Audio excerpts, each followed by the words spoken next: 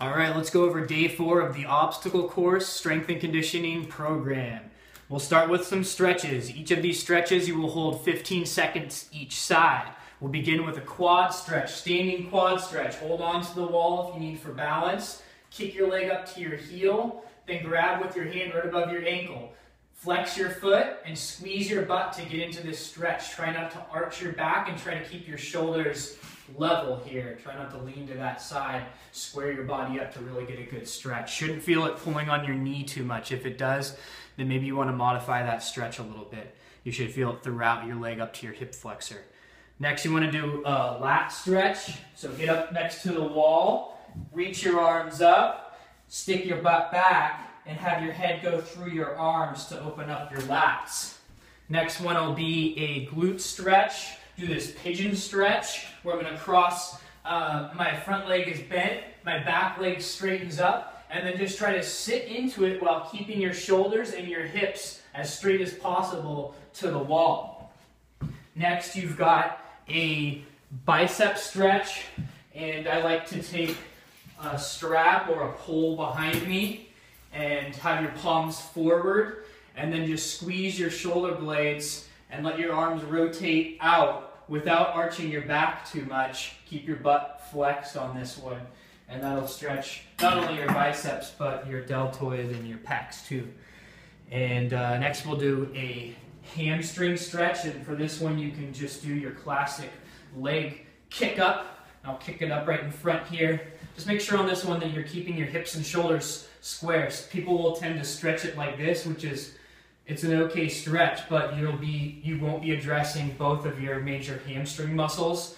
So make sure to square up, flex your foot to your leg. Your knee will stay mostly straight, and keep your spine straight as well. So if you come, no need to come like this for it. That way, in that case, you're just stretching your back. Let's focus on your hamstring, and then just have your body lean forward as much as you can while keeping your spine straight. And then the last one is an adductor stretch. So for this one, you can take one knee down, straighten your other knee, and then sit your hips back, and you'll feel it on the inside there. From this angle, you'll see that I'm kind of sticking my butt back, and that'll get that stretch. Okay, so then next you're going to do a movement warm-up. The number of the number of sets will change from weeks 1 to 4. You'll do 3 sets of this, and from weeks 5 on, you'll just go through this twice. It's going to be 10 seconds per movement. The first one is going to be a hip bridge hold. So I'll have my head back, shoulder blades down. I'll push through my heels and squeeze my butt to get my leg up. Alternatively, you can kick one leg up and just hold that position. Next, you're going to do a one-leg balance for 10 seconds each side, where you're going to start by kicking your leg up, keeping your knees mostly straight, keeping your spine straight, and holding this position, trying to balance. Hold onto the wall for any of the balance ones if you need to. Next, you'll just do an overhead hold, 10 seconds. If you had some light weights, you can hold the weights for this, but otherwise, just have your arms, press your arms through as much as you can, straight overhead. Try to get your arms at the same level as your ears coming through here. Also, try not to arch your back when you do this. You have to flex your abs and butt to keep your spine in a neutral position while you raise your hands overhead. The next one will be a lunge position hold, 10 seconds each side, where I'll just step one foot forward and then try to drop in and have your back knee hover right above the ground, ideally. Keep your torso slightly angled forward. Make sure your knee is staying behind your toes and also slightly outside of your toes. This will be tough to balance if your feet are lined up, so get some width in your stance as well. And then make sure your back heel is going to be up off the ground. Back heel is up, front heel is down. The next one, really you'd want to have a pull-up bar or something for this, anything that you can hang from, and you're just going to be hanging in the pull-up position for 10 seconds. I don't have anything here, So maybe I would just want to do another set of my overhead hold, but really try to find, if you have anything at home or if you're at the gym for this, that would be even better. So you can hold onto the bar, warm up your shoulders. And then the last one is a 10-second hip hinge hold. So I'm going to just be standing with my feet underneath my hips. I'll keep my whole foot on the ground while I just hinge at the hips, and almost like I'm going to go down to pick something up. But I want to only go as far as I can while keeping my spine in a neutral position. So you saw how far my hips went back. So think about your hips going back, your knees stay back, and then I'll just come down as far as I can and hold that position. All right, this is the strength circuit for day 4. So you're gonna do 4 sets of 4 exercises, 10 repetitions. Well, it's not gonna be 4 sets every week. It's gonna change every week. It's variable between 3 and 5 sets actually, and the number of repetitions changes each week as well. Okay, so you're gonna begin with some lunges. This can also be a step up, and if your knees are bothering you at all, and this is a tough movement, I'd actually recommend that you do a step up, and you can start low and build your way up from there. Never really getting past the point where your knee is going much higher than your hip. Okay, so I'm just gonna do a front step lunge here, and I can hold, if I am pretty good at this, I can hold on to some weight. I can hold on to my kettlebell and then step in and step out. Really pay attention to your mechanics here. Knee, make sure it doesn't cave in. Whole foot down on the front foot, back toe is up, and your knee is gonna touch down. Keep your spine from rounding, keep your spine upright, okay? Those are your lunges. Secondly, you've got push-ups. You can use an elevated box for this. You can use the cable machine or bands and do a one-arm press, which is a good option here. Split your stance. Your opposite leg is forward from the hand that's pressing, and then you just press out here. Make sure I'm not rotating, I'm just extending my elbow. But alternatively, I can do a push-up. Just make sure whatever height you choose to do the push-up, you have to keep your shoulders in line with your hips the whole time. If you're having to compromise that, then you take resistance off of it by rising your hands up. And if push-ups are super easy for you, then get on the bench, try to get some bench press reps in. Thirdly, deadlifts. You can use my kettlebell, or I can certainly use the barbell for this as well. If you're pretty skilled, I would just do your barbell deadlift reps for this. And so if I have my kettlebell though, I'm going to straddle the kettlebell. I want to put my hips back, torso, shoulder forward, torso straight, shoulders back like this. Keep your shoulders back. And then I'm going to lift the weight straight up, come to extension, and then touch it back down. That's all it is. With the barbell, it's the same motion, but my hands will probably be inside or outside of my feet, and then I'll keep the bar close to my leg as I'm coming up and down. The last one is a pull down, and I actually don't have a good setup here, but any pull down machine will work. You can alternatively do pull-ups for this. But one thing I can do is I can use a band here. I have it kind of up top, and I'm kneeling down, and then I'm going to pull my arms down like this. Let them come up and let them come down. Ideally, you'd want to attach it up higher so that you get full overhead, so you're actually hanging overhead and then pulling all the way down like this, because this allowing your deltoids and your lats to work from this overhead position to pull down is really going to keep you strong and keep your posture.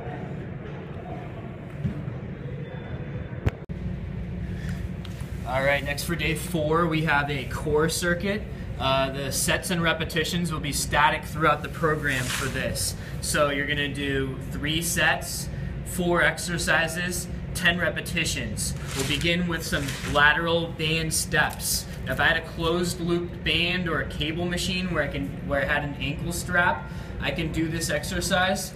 Even better if you have one of these ankle bands here. Put this on, and then you just get yourself in a pretty low stance with your hips back and your knees back, tracking out, forward angle of your torso, and then just take lateral steps. Try to pick your feet up. It's important to pick your feet up instead of having them drag on the ground. That'll help strengthen your hip in a specific way for running. Next, you'll do some band pull-aparts. any closed or open loop band for this. You can double it up, try to find the right level of tension. And then I can stand up. I really want to be engaged through my whole torso here, palms up, elbows extended, shoulder blades retracted, and then I'll just pull it right below my chest, across my chest.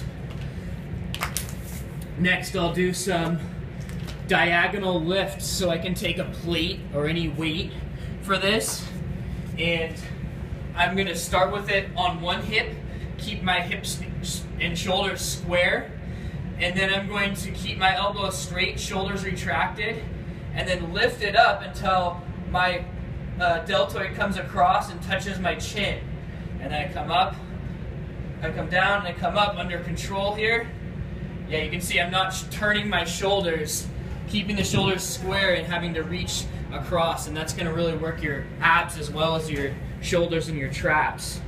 And then lastly, I'll do some Russian twists, so I can take my plate again, and I can start with my heels down, and this is pretty much the same idea where I want to keep my hips square with my shoulders and reach across my body, just from a little bit different angle. If I'm pretty good at this, I can extend my legs and try to keep your legs together and come across. And you can see I'm sort of arcing it around my torso a little bit here. That's the path you want that's going to work. You can just keep it closer, but it'll work your abs more if you lift it up a little bit more. Okay, next for day 4, you've got some, well, this is an optional cardio period. So if you do have access to a rowing machine, you would, I think that would be a great thing to throw in here. And the key is with your running, you know, running 5 days a week is one option, but I think even better for your overall for your general health and keeping your lower legs especially healthy, you know, incorporating some things that are going to strengthen your legs and strengthen you cardiovascularly, but keep your feet and your lower legs and your knees especially healthy. Adding some variety in your program while still getting some of the desired measurables that you're looking for is really going to be the key to success here, which is why I recommend on this day the rowing machine. So you can check the sets and the duration will change each week. But for instance, on week 1, you're going to do 3 sets on the rower where you row for 60 seconds and then rest for 30 seconds. And so it's like a 2-to-1 work to rest ratio during that period.